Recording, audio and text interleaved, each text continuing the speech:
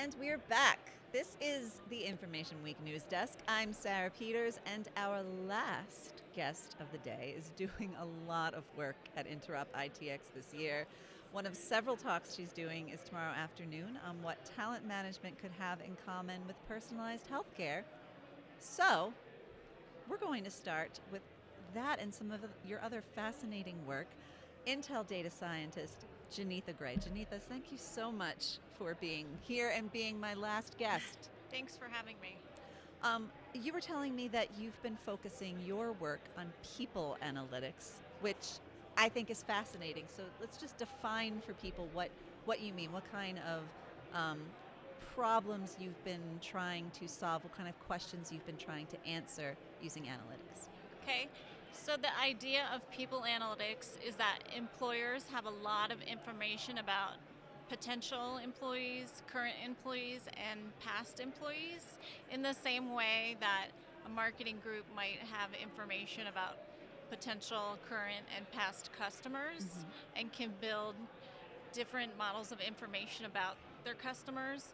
In HR, we're trying to do the same with employees and better understand employees, understand what their career is or could be like, understand what cultural things are happening inside the corporation, understand retention issues, understand how to best plan the workforce for the future to meet future needs. So we're trying in the same ways that other fields have picked up data and are doing things with it. It's the same thing we're trying to do in HR. I think it sounds tremendous, but I haven't heard about a lot of organizations putting that kind of thing to work yet. I hear about a lot of people complaining about all of the problems that you said that this could solve. What, how in your experience is some of this being put to use now?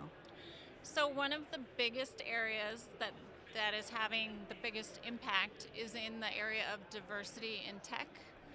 Companies have started reporting their numbers, but in people analytics, we want to take it beyond just reporting numbers. And we want to look at what changes can we make? Can we put together different kinds of data, the quantitative that describes the numbers, but also the qualitative that describes what's happening and how people feel, and put that together and make a plan to really change things and change the makeup of a company so that it's more diverse and it really meets the business needs of the company. Well, how do you go about that, quantifying how people feel? Well, getting qualitative data like that.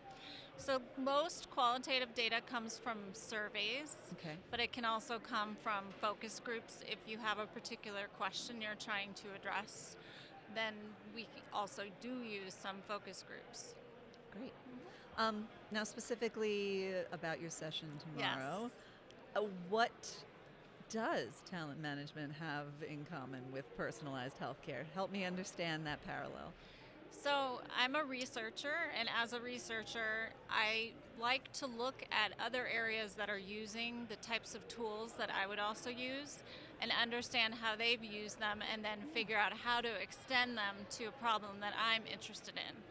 So if we look at what's happening in healthcare and the amount of data that they have and how they can use it to help personalize something that will make you healthier, something you can personally work on with your doctor, a specific diet for you, or a specific health plan, or a specific way to target a medical problem you're having.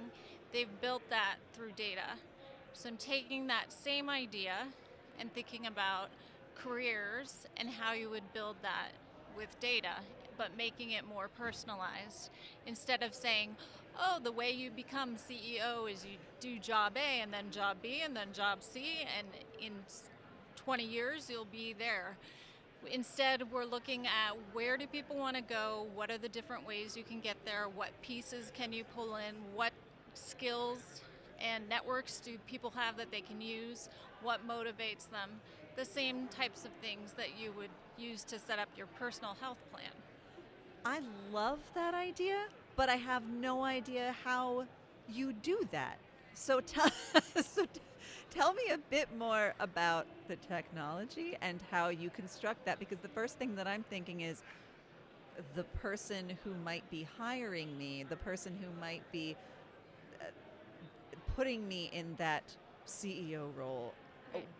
will be looking at my resume, at my experience. What will they be defining me in the same way that I would want them to? Do you understand what I'm Yes, saying? Like, so yes. how will my career path as defined by this data science approach be acceptable to somebody who isn't that forward thinking? So there's a couple of things. One is that technology is changing fast, and if I think about what jobs were available when I started working and what jobs are available now, they're very different. The people analytics job didn't exist when I first started working.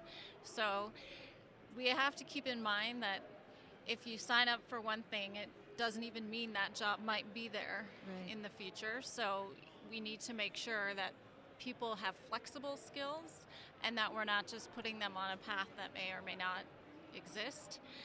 And then the other thing is that when we think about people's careers and personalizing it, that's where we bring in some of the other interview questions that you might get, like the where do you want to be in 5 years, the what are the other soft skills you've learned, what are things that excite you, what are things that you would like to learn more about, what are things that you are not interested in, to build it and make it more personalized for you.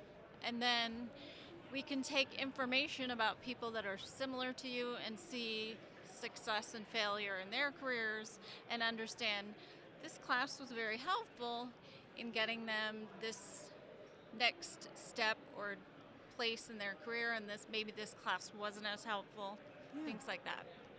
Well, it's fascinating stuff, and I definitely want to know more, especially as wherever my career goes next. I want to know exactly what I should be doing. Genetha, it's been a pleasure talking to you. Thank you so much for Thank being you. here. It was great. Genetha Gray. Thank And you. that is our show for today. Thanks ever so much for being with us. The news desk starts again, rocking and rolling again tomorrow at 3 p.m. Eastern, 12 Pacific, right here. And until then, I'm Sarah Peters at Interop for Information Week. See you tomorrow.